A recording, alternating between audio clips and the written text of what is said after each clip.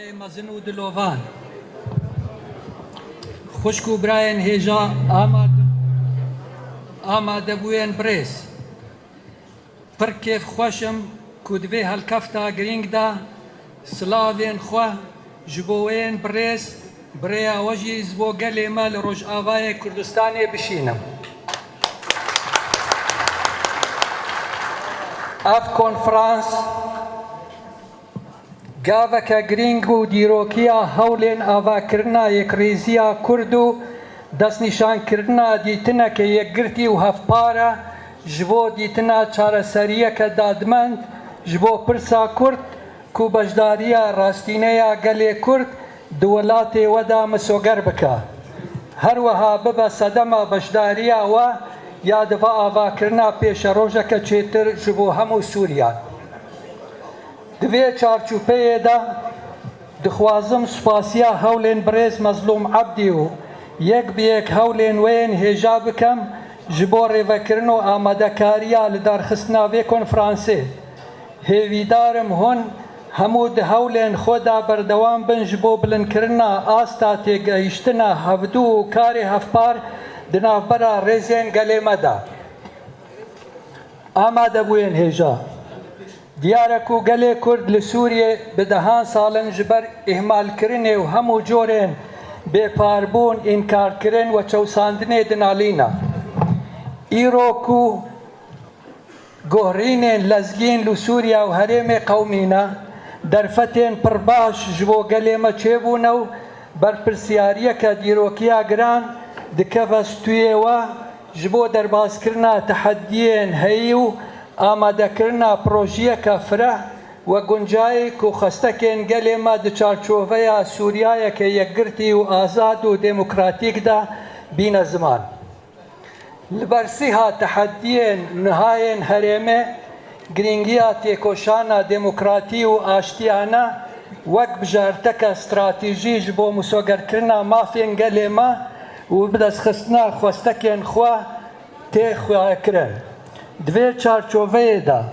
ام دوباره دکن که چارەسەریە ئاشتیانە و دیپلۆماسی ئیرۆ ji بۆ چارەسەرکردنا مژارên ئالۆز ji pir caran girîngtir û encamên baştir jê derdên hûnê rêzdar pir baş agahdarî bandorên neyîniyên diyar yên şer û tundiyê li ser gelê Sûriyê ne ku bûne sedema wêranbûra jêrxanê welat û koçberkirina milyonan kesan û هەڵوەشاندنا بنیاتێ جڤاکی و تێکچوونا ژیانێ و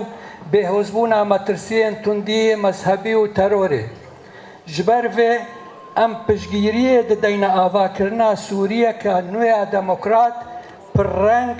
wek hev ku têda mafên gelê Sûriye tevî hemû pêkhateyên xwe misoger bibin û şopên zordarî û dîktatoriyê nemênin her wiha em piştgiriya çêkirina destûrekê dikeyn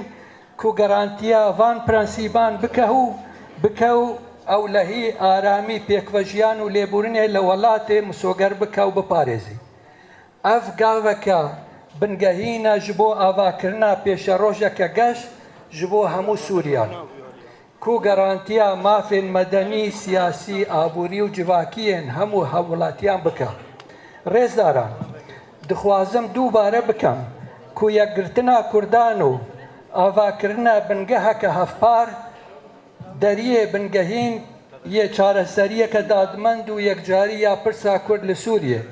li ser vê bingehê çêkirina şandeke hevpara Kurdî ji bo diyalogê diger rêveberiya nû li Şamê gaveke pêwîst ya ber beşdariyeke rastîneya ji bo avakirina pêşeroja welat û misogergirtina mafê gelê me می کرد و بەشداریە ئەکتیڤ و di pêvajoya biryardana siyasî da her wiha em tekesî li ser giringiya xurtkirina peywendiya birayetiyê û di navbera Kurdan û hemû pêkhateyên din yên gelê Sûriyaya cîranê me dikin bicekirina aştiya sivîl û piştgiriya kultûra lêbûrînê û li hev hatina niştimanî piştrazbûn ji wê yekê ku pêşeroja Sûriyê لەسەر بنکەهێن پێکڤەژیان ڕێزگرتنا هەفتوو و هەوڵاتیبوونا وەک هەف دەبێتە ئاواکردن بنگەهێ سەرەکینە ji بۆ ئاواکردنا وڵاتێکی ئارام و تەناش بۆ هەمویان. داویە داخوازیە سەرکەفتنێ ji بۆ کۆنفرانسێوە دکەم. هێویدارم ئەنجامێوێ ببن سەدەمە بەهێزکردنا تێکۆشین و خەباتێ گەلێمە